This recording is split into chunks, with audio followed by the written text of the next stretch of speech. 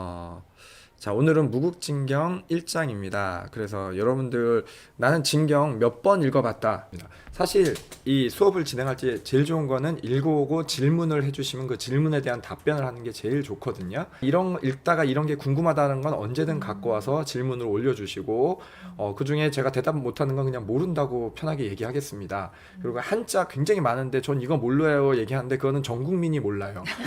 한자가 너무 많은 거는 몰라요. 저는 모르고 아무도 몰라요. 그런 거는 부담되니까 한자 너무 많은 건 저 묻지 말아주시고요. 그냥 어떤 시대적 상황이나 이런 게 궁금하다 하면 제가 조사를 해서라도 함께 나눠보도록 하겠습니다. 오늘 일단 첫 시간이니까 제가 무국진경 1장이나 진경 전체적인 내용을 잠깐 설명을 좀 드릴게요. 한번 들어보시고 원래 진경 1장을 보면 많은 분들이 진경 읽기를 포기를 합니다. 왜냐? 1장을 제가 지금 읽어볼게요. 어떤 내용인지. 1장 1절에서 포기를 많이 해요. 왜냐? 구천상제님께서 도력 기원전 38년 세차 신미 음력 9월 19일 양력 11월 1일 병호 일진 무자 시에 여기까지 해서 알아들을 수 있는 단어가 극히 드뭅니다. 숫자 몇 개는 있었던 것 같은데 왜 있는지 잘 모르겠거든요. 그래서 여기서 많이 실패를 하시는데 진경 1장을 이야기처럼 제가 좀 들려드리려고 해요. 진경 1장은 이제 상제님이 강세하시고 구천상제님이 이 세상에 태어나시고 그 다음에 어려서 성장기를 어떻게 겪으신 다음에 2번 정도 세상을 크게 바꾸기 위한 뜻을 품으십니다. 그래서 청년 시절에 한번 세상으로 나가세요. 나가서 막노동도 하시고, 그러니까 우리말로 보면은 알바 같은 거 하시고, 그 다음에 세상 사람들하고 교류를 하세요. 그냥 지식인들하고도 교류를 하시고, 지금하고는 좀 다른 게 옛날에는 서당 이제 학교 같은 게 열려 있었어요. 그래서 와서 그 훈장 같은 분하고 이제 대화를 했을 때 이 사람이 좀 지식인이다 그러면은 나이를 초월해서 서로 이제 친구를 먹고 이렇게 으쌰으쌰하고 그런 문화가 있었거든요. 그렇게 한번 하셨 다음에 이제 집으로 다시 돌아오세요. 집으로 다시 돌아오셔서 이런 그런 공부를 막 하세요. 이런 종류 공부를 하시다가 2번째 세상을 바꾸기 위해 또 나가시고 그리고 나서 이제 그 대원사에서 큰 뜻을 품으시고 어떤 도를 펼치시기 위한 준비를 하시는 것, 이것까지가 1장의 전반적인 내용이에요. 그래서 강세하실 때부터 딱 30살, 31살까지 그러니까 31살, 이게 우리나라 나이 아시죠? 우리나라는 태어나자마자 나이를 3개를 갖게 된대요. 만 나이, 그냥 나이, 무슨 나이 해가지고 나이가 3개래요. 이 얘기하면서 저도 이게 되게 헷갈리거든요. 구천상제님은 이 세상에 38년간 계셨고요. 나이로는 39세에 화천하신 거예요. 그러니까 이 설명하기가 좀 힘든데 여하튼 그 나이로 보면 31살까지 강세하시고 31살까지의 기간이 무국진경 1장의 내용이고요. 그 다음에 2장부터는 이제 1년에 한 장씩이에요. 32살이 무국진경 2장, 33살이 무국진경 3장, 4장, 5장, 6장. 그래서 각 1년 동안 무슨 일이 있었는지 이제 한 장 이렇게 보면 좋을 것 같고요. 이제 첫 시작점에서는 그런 역사가 있었다라는 얘기를 좀 해드릴게요. 상제님 태어나실 때 보면은 처음에는 이제 태몽부터 시작을 해요. 보통 태몽이 아닙니다. 그래가지고 막 하늘에서 불덩이가 떨어지고 이런 태몽들을 막 꾸게 되시는데 여러분 구천상제님이 이제 어머니 뱃속에서 몇 달 만에 태어나신지 아시는 분? 13개월 만에 이 세상에 태어나게 됩니다. 여러분 13달 만에 세상에 태어나신 분 얘기 들어본 적 있으세요? 처음 듣습니다. 없죠. 저도 처음 들었어요. 자, 여기서 이제 기초 지식 하나 더 물어볼게요. 옥황상제님은 그러면 뱃속에서 몇 달 계시다가 태어나실게요? 네, 12달입니다. 그래서 여기서 이제 이 부분이 뭐 천상계를 안다 어쩐다 할 수는 없는데 옥황상제님은 이제 옛날에 보면은 우리 옛날 얘기에 많이 등장을 하시죠. 세상을 다스리시는 분이다 보니까 세상이 가진 숫자 중에 꽉 찬 수, 우리가 1년이 12달이잖아요. 12달 만에 태어나시고 이 세상 밖에서 밖에 있는 수를 가져오신 분이 이제 구천상제님이신가라는 생각이 드는 게 13이라는 수예요. 그래서 13으로 이루어진 수가 없습니다. 우리가 일상생활에서 접할 수 있는 게. 그래서 판 밖에 계신 분이 이제 세상에 오시는 부분을 저희가 이런 부분으로 하나 볼 수가 있고요.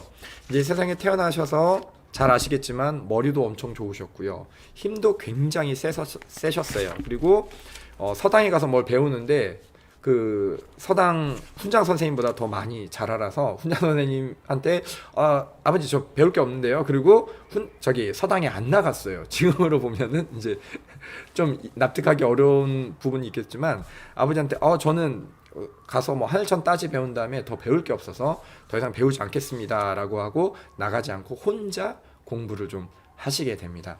이제 혼자 공부를 하시다가 15세가 되던 해 1885년이거든요.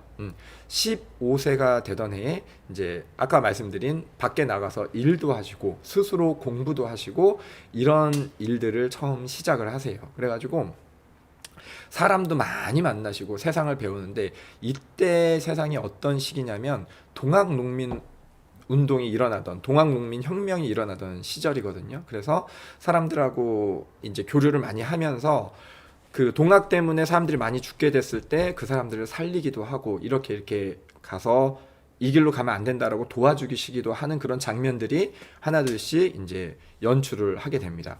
그리고는 24세가 되시던 1894년에 이제 서당 같은 걸 좀 차리세요. 학문이 좀 어느 정도 경지에 이르셨어요. 여러분 우리들 24세에 학문의 경지에 이르렀다라는 건 상상하기 힘든데 이제 구천상제님 같은 경우는 24세의 나이에 어느 정도 학문이 경지에 이르러서 서당을 차리시고 이제 세상을 바꾸려고 공부를 하실 때 김영렬이란 분이 찾아오십니다. 김영렬이란 분이 찾아오셔가지고 하시는 말이 세상을 같이 어떻게 바꾸기 위해 공부를 해보자 해갖고 멀리 조용한 곳에 공부를 하러 떠나시게 돼요. 그렇게 하시면서 세상을 돌아다니면서 이제 점도 봐주시고 사람들의 운수도 봐주시고 여러 사람을 도와주시길 시작해요. 그러니까 이렇게 보시면 될 것 같아요. 상제님이라고 생각하지 말고 어떤 놀라운 지식을 가진 한 젊은이가 세상을 바꾸기 위해 나가서 부딪혀 본 거죠. 그리고 세상을 바꾸기 위해 뭐가 필요할지 고민해 본 거예요. 본인 안에서 막 고민하면서 이것도 해보고 저것도 해보고 이때 점성술에 대한 책도 배우시거든요. 그래서 점도 봐보고 뭐 유학도 펼쳐보고 불교도 펼쳐보고 이러셨는데 잘 안 됐어요. 그리고서는 본가로 이제 오셔가지고 다시 공부를 시작을 하십니다. 그래가지고 이런 공부 저런 공부 하시면서 이때 유불선에 대한 책을 전부 다 세상에 있는 책을 다 갖다가 읽으세요. 그래서 유도도 배우시고 불도도 배우시고 유불선에 세상에 있는 공부란 공부를 다 배우신 다음에 27세가 되시던 해에 다시 한번 세상을 향해서 주유를 시작합니다. 세상을 다시 바꾸기 위해 나가시는데 이때는 제 생각에는 이 진경의 내용으로 보면은 유도, 불도, 선도라는 세상에 있는 도를 가지고 세상을 바꿔보기 위해서 한번 사용을 해보신 것 같아요. 그래서 유도도 펼쳐보시고 불도도 펼쳐보시고 선도도 펼쳐서 세상이 바꿀 수 있는지 시험을 해보셨던 것 같아요. 근데 그 어떤 세상의 법으로도 세상이 바뀌지 않는다는 것을 이제 통감하시는 거죠. 이 세상이 너무 판이 크고 어지러움으로 도저히 기존에 있었던 유불선으로는 바꿀 수 없다는 걸 아시게 되는 때까지 3년이 걸리셨어요. 이때 김일부라는 분도 만나시거든요. 정혁이라는 걸 알고 계시는데 김일부라는 분을 만나서 정혁도 같이 공부를 해보시고 그래서 세상에 있는 법이란 법, 이 세상에 나와 있는 도라는 도는 다 한번 펼쳐보셨는데 그걸로는 세상이 바뀌지 않는 것을 이제 통감하시고 30세에 딱 이제 본가로 돌아오셔서 우리가 잘 아는 대원사로 가십니다. 대원사에 가서 49일 동안 이제 불음불식하시면서 문지방을 잠그시고 공부를 하세요. 공부를 하시고는 49일째 딱 나오셔서 세상을 바꾸는 새로운 3계를 바꾸는 도를 시작하시게 된다라는 게 우리 1장에 있는 내용을 제가 이제 요약해 드렸습니다. 제가 기독교를 좀 공부를 해봤었잖아요. 기독교를 공부하면서 좀 느껴지는 바가 있어요. 여러분들은 이제 성경에 대해서 잘 모르시겠지만 그 부분은 잘 알아요. 모세의 기적이라고 아시죠? 네. 모세가 애굽을 나올 때 이제 바다가 이렇게 갈라지는 기적을 크리스마스 때 많이 나와요. 근데 이게 원래 내용이 뭐냐면 이스라엘의 민족의 조상이 되는 아브라함이 하나님이라는 존재한테 계시를 받아요. 너의 자손들은 젖과 꿀이 흐르는, 그러니까 굉장히 비옥한 토지를 줘서 거기서 나를 섬기는 종족으로 삼겠다라는 약속을 받거든요. 근데 이 아브라함의 후손이 이제 애굽, 우리가 아는 말로는 이집트에 이제 속국으로 들어가서 식민지가 돼서 노예가 되거든요. 그래서 노예 민족으로 살고 있는 거예요. 이집트인들, 그 이스라엘 민족들이 이집트인들의. 근데 그 중에 그 선지자 한 명을 선택한 게 모세였던 거예요. 예. 그래서 모세가 그 선지자가 돼갖고 하나님한테 계시를 받아서 이제 이집트에 가가지고 우리 백성을 이제 독립시켜 달라, 이게 그 내용이거든요. 독립시켜 달라고 해가지고 뭐 내용은 이런 거 저런 거 있는데 여하튼 독립이 돼갖고 그 민족을 이끌고 길을 떠납니다. 근데 이 이집트 민족이 생각해보니까 아닌데 저거 다 뺏기면 안 되는데 하고 쫓아오니까 바다를 갈라갖고 지나가고 뒤에 오는 애들은 바다에 몰살시켰다, 이게 우리가 아는 그 내용이에요. 근데 사실 그 다음 내용이 뭐냐면 40년 동안 이스라엘 민족이 사막을 헤맵니다. 그 이집트에서 그 약속의 땅인 예루살렘까지는 그 도보로 많이 걸려야 나흘 걸린대요. 나흘 걸리는 거리인데 이 거리를 40년 동안 광야에서 빙빙빙빙 돌려요, 하나님이. 예. 뺑뺑이를 계속 돌려요. 40년 동안 계속 돌려요. 계속 돌리다가 40년이 지난 다음에 이 이스라엘 땅을 가서 정착을 하게 되거든요. 그러니까 우리 입장에서는 생각했을 때는 저는 그 성경을 보면서 잘 납득이 안 갔어요. 왜 그러지? 왜 자기 민족을 고생을 시키지? 나흘이면 가서 정착을 시키면 되는데, 봤더니 뭐였냐면 한 시대를 완전히 바꾸는 거예요. 그러니까 여기서 노예로 살던 사람이 단 한 명도 새로 정착한 땅에는 들어가지 못했어요. 다 40년을 돌면서 늙어 돌아가신 거예요. 그래서 노예 근성이라는 게 하나도 없는 상태에서 하나님의 선택한 새로운 땅이 새로운 민족으로 도읍을 선택하고 새로운 삶을 시작하게 되거든요. 이게 40년 걸렸어요. 근데 이거는 판이 좁잖아요. 한 민족, 한 나라잖아요. 그러면 구천상제님께서 수훈 최재우 선생님부터 시작해가지고 지금 100년이 넘는 시간 동안 이제 오고, 우리 공사로 보면은 50년 공부종필, 50년 공부종필, 50년 공부종필, 150년이 넘는 시간을 이렇게 겪고 오게 된다라는 얘기를 이제 봤을 때, 상제님의 말씀으로 보면은 이제 판이 커서 옛날에 작은 법으로는 안 된다라는 거죠. 그래서 크게 다른 길로 간다라는 말씀으로 좀 이해를 할 수가 있어요. 저는 진경을 볼 때 항상 그 생각을 많이 하거든요. 옛날에 조선시대 구천상제님이 계셨던 시절에 있던 어떤 분이, 그분이 타임머신을 타고 지금 시대에 딱 왔어. 그 시대에 가장 이성적이고 가장 바르고 정말 이런 분이면 괜찮다라는 그 분이 딱 왔어서 우리랑 대화를 한다고 하면 이분하고 도를 얘기했을 때 막힘없이 통할 수 있을까, 이 생각을 해보면 제일 먼저 걸리는 게 뭐냐면 신분제예요. 반상의 구분이 너무나 명확해서 아무리 의롭고 아무리 바른 사람도 반상의 구분이라는 습을 벗어나기가 어렵고요. 그 당시에는 남녀가 한 상에서 밥을 못 먹었어요. 아시죠?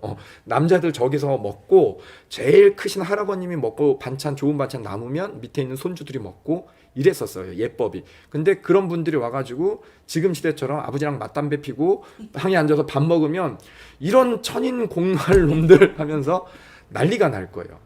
이런 분들한테 똑같은 눈높이, 모든 사람은 평등합니다, 남녀는 평등합니다, 인권은 소중합니다라고 얘기를 하면 이분들이 그거를 알아들을 수 있을까, 납득할 수 있을까라고 생각을 하면 저는 힘들 거라는 생각이 들어요. 구천상제님께서 이 땅에 오셨던, 우리가 진경을 보면은 이제 1871년도에 상제님이 오셨잖아요. 그리고 1901년도부터 3개 공사를 시작하셨으니까 1901년도부터라고 생각을 해도 그 시절을 살아가는 어느 누구도 지금의 상제님의 도를 받아들일 수 있었을까. 근데 이게 조선만의 일이었으면 좀 빨랐을 것 같아요. 근데 전 세계적인 일이에요. 그래서 진경을 볼 때 우리나라의 일만 보면 안 되고 세계적인 일을 다 같이 봐야 돼요. 그리고 보면은 어떻게 되냐면 불과 200년 사이에 전 세계에 있는 신분제란 신분제가 다 깨부서져요. 신분제를 유지하고 있는 나라가 없어요. 뭐 인도가 아직 있다고 하지만 그것도 굉장히 공평하고, 지금은 우리나라만 보면은 꼰대라는 별명으로 붙을 만큼 권위의식을 갖는 것 자체가 죄처럼 여겨져요. 이런 의식이 한순간에 바뀔 수 있었을까요? 어떤 분들은 평생을 못 바꿔요. 그래서 한 세대가 바뀌고 또 다음 세대가 바뀌고 또 다음 세대가 바뀌면서 인류의 의식은 어떻게 변해갈까? 전 진경을 보면서 이런 걸 좀 같이 생각을 했으면 좋겠어요. 상제님께서 왜 50년 공부 종필로 구천 상제님 시절에 다 이루지 못하고 다음 세대의 성인에게 또 넘기시고, 도주님께서는 50년 공부 종필을 하시고 법방을 한 다음에 또 우리들에게 그것을 넘기시고, 또 오랜 시간 우리가 법방을 수하면서 왜 도가 당장 성공하지 않고 이런 긴 시간을 겪고 왔을까라는 생각을 해보면, 성경에서 이스라엘 민족이 노예 근성을 다 빼는 데만 해도 한 민족만 해도 40년이 걸렸었던 일인데, 우리 상제님 이름 보시면 알겠지만 전 세계적이잖아요. 그죠? 우리나라만 일어나지 않습니다. 문명의 발달이 우리나라만 일어났습니까? 신분제의 타파가 우리나라만 일어났습니까? 남녀의 차별이 우리나라만 일어났습니까? 아니에요. 전 세계에 있는 모든 민족의 의식이 뜯어 고쳐지는 과정 속에서 이 세대가 바뀌는 시간들이 분명히 필요했고, 상제님의 말씀을 그 당시에는 절대 이해할 수 없는 분들도 많았어요. 그러니까 이 지역에서는 신분이 있어서 네가 네 노비가 너보다 나이가 많은데 그 하대하기 어렵겠지만, 다른 지역에 가서 혹시 신분이 낮더라도 너보다 나이 많으면 존대해라, 이런 말씀을 하고 계시거든요. 그 당시 정서로는 있을 수 없었어요. 왜냐면 이리 오너라 하면 이제 나이 든 분이 이렇게 와도 네가 이 집 종이냐 그러면 얘 나으리, 이런 시절이란 말이에요. 거기서 이 집 종이십니까 이러면 저놈은 미친놈이다, 이런 말을 듣던 시절이에요. 근데 그거를 아무리 바르다고 해서 바뀔 수 있었을까? 그럼 진경을 보는 안목이라는 게 한자가 많은 건 제가 모르겠지만, 그냥 우리가 생각했을 때 인류에게 있어야 될 변화는 뭘까? 그리고 바른 길은 뭘까? 이런 것들을 같이 생각하고 질문하고 함께 보는 시간들로 이 시간들이 좀 이어졌으면 좋겠는 게 저의 바람이자 앞으로 이 진경 공부를 좀 진행하는 방향성이 되지 않을까라고 생각을 합니다. 네. 네, 여러분들 의견이 있으면 한마디씩. 소통하는 방송 아름다운 태극도. 예. 그러면 지금 오늘 일단 무국진경 1장이니까요. 네.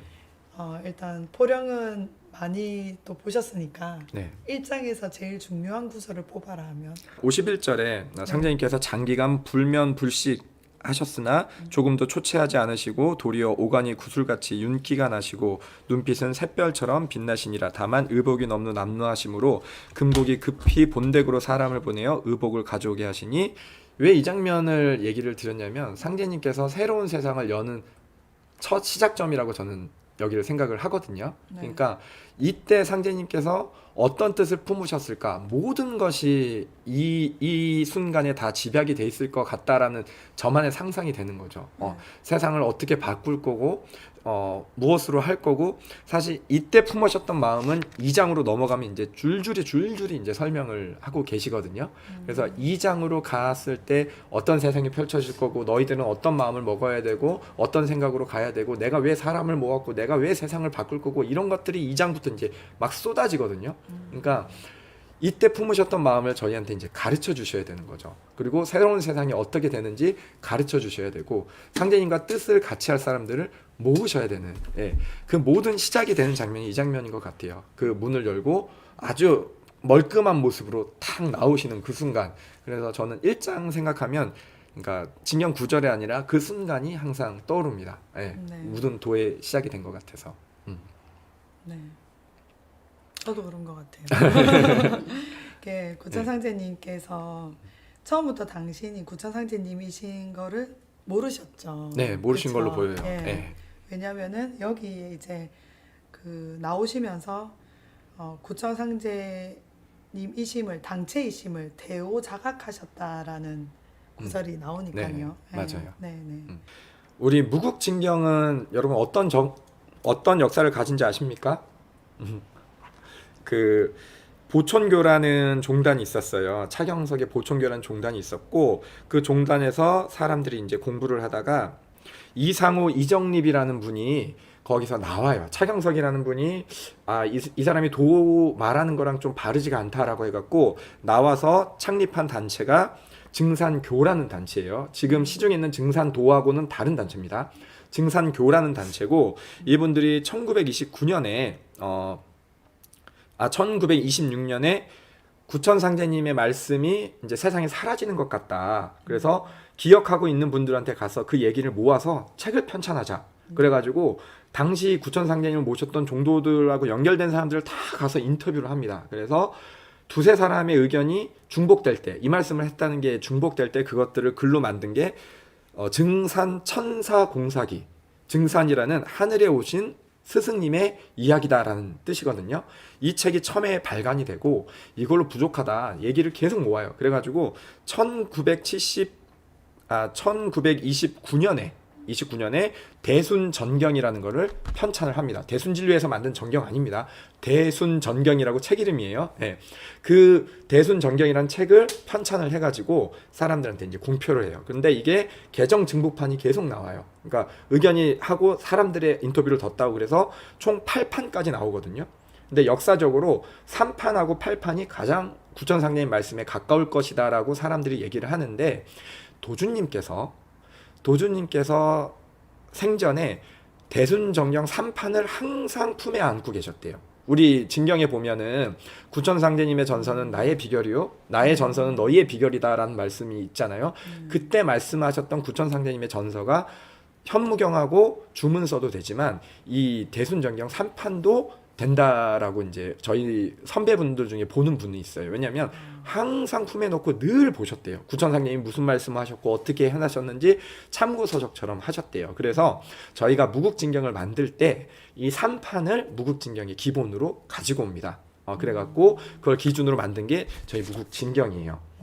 요렇게 진경이 만들어졌다라는 역사도 아셨으면 좋겠고, 제가 진경 공부할 때마다 설명을 드리는 건데, 여러분 경전이라는 거는 각 교단에서 성인의 말씀을 적어놓은 책이다라는 정의를 가지고 있긴 한데, 역사상 진짜 경전으로 인정받는 거는 불경, 성경, 사서삼경, 유교 경전 이 정도거든요. 이 세 개 경전의 특징이 뭐냐면 세 분의 성인, 석가모니, 공자, 예수님, 이 세 분의 성인이 하신 말씀을 이 세 분의 성인들이 말씀만 하신 게 아니라 그 제자분들을 다 도통을 시키셨어요. 그래서 부처님은 그 500나안을, 그리고 공자 선생님은 72현인을, 예수님은 12제자를 도통을 시키셨거든요.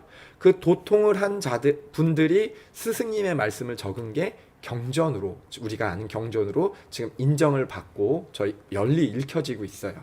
그런 의미에서 보면은 우리도 양희상제님의 말씀을 12,000 도통군자가 적어야 경전이 될 텐데, 저희 진경 같은 경우는 상제님의 말씀을 기억하시는 분들의 말만 적은 거죠. 그래서 역사서 정도로 이해를 하고 이 진경을 접근했으면 좋겠어요. 여기 있으니까 100% 맞는 말이고 상제님 하셨다니까 이건 진리야, 이렇게 받아들이면 조금 곤란하지 않을까, 약간 그러기에는 좀 거리가 먼 것 같고요. 그렇게 받아들일 책은 여기 있습니다. 석가모니, 공자, 예수님 세 분 다 직접 본인의 말이나 글을 적으신 적은 없는데, 유일하게 대성인께서 직접 글로 남기신 책이 바로 우리 태극도 통감입니다. 잘 보이시죠? 이거는 도주님의 말씀을 직접 적으셨거든요. 여기 있는 글은 다 도주님께서 직접 적으신 거예요. 그러니까 이것이야말로 불변의 진리이자 성인의 말씀이라고 여기시면 돼요. 여기 있는 건 다 딸딸 외우시고 어디 가서 도주님 하신 말씀이니까 이 말이 맞아라고 강하게 주장하셔도 돼요. 근데 강하게 주장하시기엔 한자가 너무 많아서 이해하지 못해서 주장하기가 힘드실 수 있는데, 그래도 통감은 그런 우리 태국도 최고의 경전으로 보시면 되고, 이 진경은 역사서 정도로만 생각을 하면서 함께 저희가 배워나가면 좋겠다라는 생각이 듭니다. 우리 한번 그러면 무국진경 2장을 다 읽진 않아도 좋으니까 읽으면서 과연 후천은 어떤 세상이라고 말씀하고 계신지, 후천이 어떤 세상인지 거기를 본인이 정리해도 좋고, 이 구절인 것 같다라고 해서 구절 몇 장 몇 절을 2장 몇 절인지를 적어도 좋을 것 같고, 그래서 상제님이 말씀하신 후천은 먼 것 같다, 이거를 한번 정리를 해오시면 어떨까 싶습니다. 네. 이 정도면 어렵지 않겠죠? 말씀하신 하여튼 함께 해주셔서 감사합니다. 네. 오늘은 이 정도로 마치도록 하겠습니다. 네. 네. 수고하셨습니다. 수고하셨습니다.